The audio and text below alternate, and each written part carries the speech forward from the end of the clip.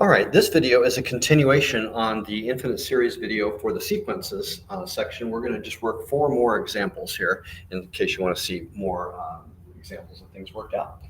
Okay, this one says list the first 4 terms of the sequence. Now, there is a calculator function that's specific to this called SEQ for sequence. I personally find that it's more trouble than it's worth, although you can explore it if you like. It's actually under the OPS list and then OPS. But I find that it's best if you're just going to plot the values of a sequence to treat it as if it was a function, because that's kind of what it is anyway.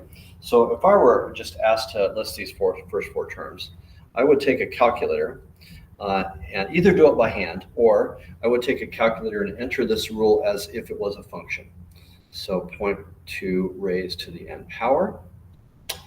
And then I would go to a table set and maybe switch this to ask, and then go to second graph and then enter the terms that I want. So I want term 1, 2, 3, and 4, and then I would just write down these numbers. So 0.8, 0.96, 0.8, 0.96, and then the other two were 0.992, 0.9984, 0.992, 0.9984. So I would just use the regular old graphing function, or you would have to do it by hand if you didn't have technology. All right, another example, find an expression for the nth term. All right, so for this one, we've got these terms. This is the goal, to get 1 negative 2/3, 4 9ths, negative 8 27ths. And the index, n, is, well, let's see, we could start with assuming this is 1, 2, 3, and 4, okay? And then, you know what, this these 2, 4, 8, that looks kind of like powers of 2. And actually the bottom kind of looks like powers of 3. So let's try that. If I were to do powers of 2 here, 2 to the n, this would be 2 to the first would be 2.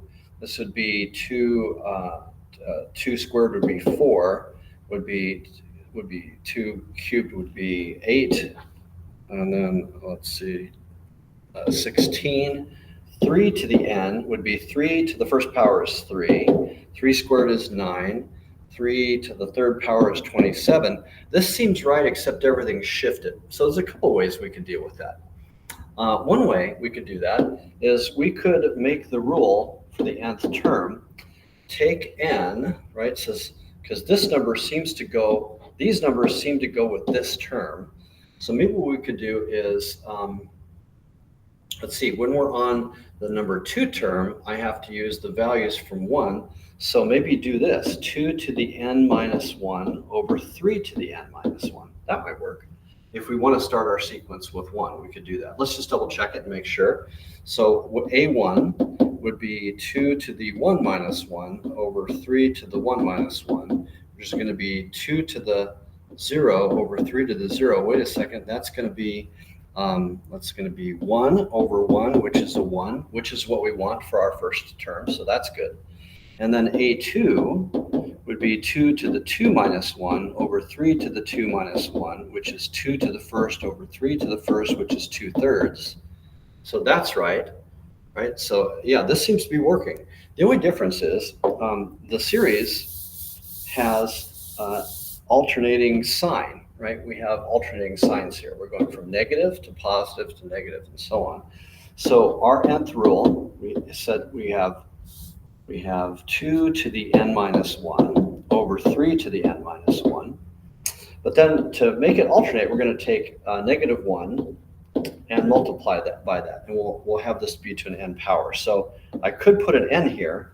Now if I did that, let's see what would happen. If I plug a 1 in, then I would get, so A1 would be negative 1 to the first power, 2 to the 2 to the 1 minus 1 over 3 to the 1 minus 1. So that's going to give me a 1, but times a negative 1, which means the first term would be negative. And actually, we want the first term to be positive.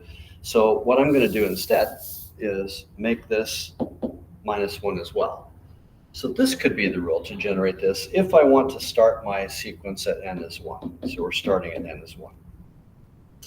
Right. But would I have to do that? We don't necessarily have to start at n as 1. What if I decided to start my sequence at n as 0? I could do that. Let's try that. So if we decided to start our sequence at 0, then I think everything would line up if we just used n instead of n minus 1, because we just shifted over 1. So if we start at n equals 0 to begin, then let's check to see what the values would be. A1 would be -1 to the 0 power, 2 to the 0 power, 3 to the 0 power, which is going to be 1 times 1 over 1, which is 1. That works. A2 would be -1 to the first power. I'm sorry, I should call that A0. This would be A1 now, because we're labeling it n equals 1 term. That would be -1 to the first, 2 to the first over 3 to the first, 2 to the first over 3 to the first. That's going to give me -2/3, so that works. A2, when n equals 2, would be -1 squared, 2 squared over 3 squared. That would be a +1 times 4/9, so +4. Sure, this is working. So this is an alternate way to do that if we want to start the sequence at 0. Typically, we start sequences at 1 or 0 sometimes, although technically they can start at any value as long as we start at an integer. Okay, let's take a look at a couple other examples. Determine if the sequence converges and if so, find its limiting value. Okay, since it didn't say that we had to use any kind of theorems, we're just going to do this by taking the limit as n approaches infinity. So for this one over here, we'll take the limit as n approaches infinity of the rule, 3 plus 5n squared over n plus n squared. Maybe we could be a little more formal on this one. Let's do this with L'Hopital's rule. We can say limit as n approaches infinity of the numerator, 3 plus 5n squared, that's equal to infinity. Limit as n approaches infinity of n plus n squared is also infinity. And since infinity over infinity is in an indeterminate form, we can use L'Hopital's rule, which lets us take the derivatives of the numerator and the denominator. So the derivative of 3 is 0. The derivative here is 10n, 1 plus 2n.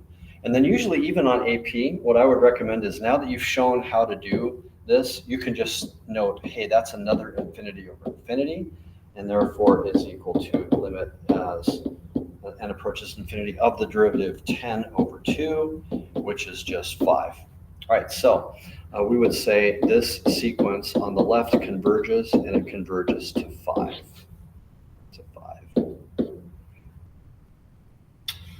Okay, now let's take a look at the other one. The other one says n factorial over 2 to the n. All right, so for that one, if we take the limit as, make that smaller, take the limit as n approaches infinity of n factorial over 2 to the n, that's also going to be an infinity over an infinity, right? But the question is, which one is winning out? And unfortunately, we can't take a derivative of n factorial, and we don't have the ability to factor and cancel that factorial. So maybe we're just going to have to analyze and see what happens as n gets big. I think in this case, what I would do is I would write out some n's, 1, 2, 3, 4, 5, 6, and write out what the numerator and the denominator are and see if I can see any patterns there. So the numerator is n factorial. 1 factorial is 1, 2 factorial is 2 times 1, 3 factorial is 3 times 2 times 1, 4 factorial is 4 times 3 times 2 times 1, which is 24. 5 factorial is 120. I'll just go that far. Okay, let's look at the denominator.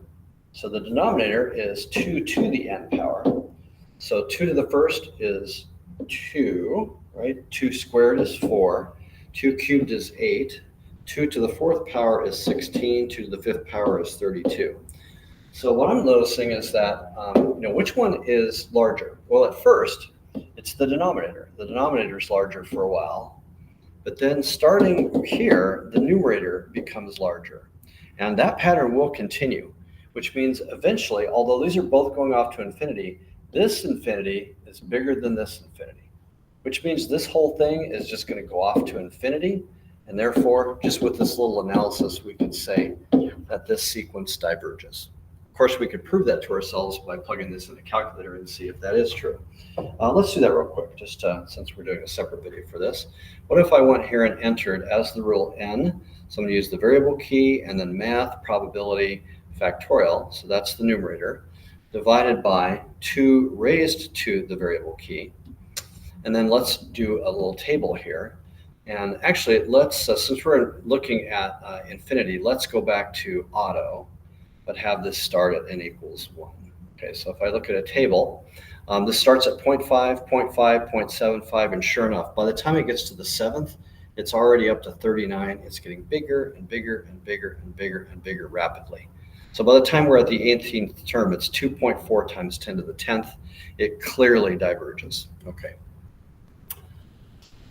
All right, let's take a look at one last example. I think this is the last one. This one says determine if the sequence is monotonic and bounded and if it converges. If this just asked for convergence, I would just take the limit as n approaches infinity, but it did ask me to evaluate the whether it's monotonic or not. So let's look at each of those things in turn.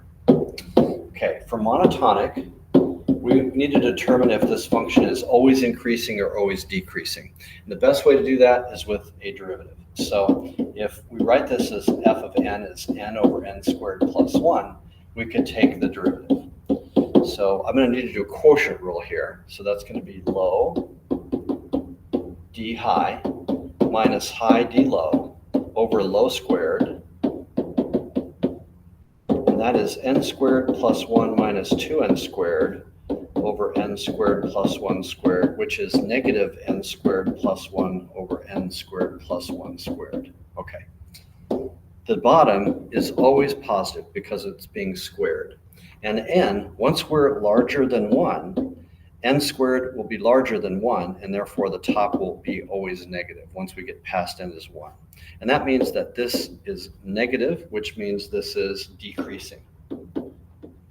Since it's decreasing, we can call this monotonic. This function is monotonic. Okay, for bounding, because it's decreasing, we can imagine the terms are going down. So that means that the first term is the upper bound. The upper bound is simply the first term, and the first term is 1 over 1 squared plus 1, which is 1/2. So there is an upper bound, and it's 1/2. To evaluate the lower bound, we're going to have to actually see, does this go off to an infinity, or does it settle down to some sort of number? We're not really sure. But to tell that, we're going to take the limit as n approaches infinity of the rule, which is n over n squared plus 1. And that is, well, let's be formal about it. Limit as n approaches infinity of n is infinity. Limit as n approaches infinity of the denominator n squared plus 1 is also infinity. So we have an infinity over infinity, which means we can use L'Hopital's rule. And so this is, by L'Hopital's rule, equal to the limit as n approaches infinity of the derivative of the numerator and the derivative of the denominator. But now I have a constant over something that's going to infinity. So that is 0. And that is the lower bound. Okay, since this has an upper bound and a lower bound, we can say this is also bounded. And since it is monotonic and bounded, therefore, the sequence converges.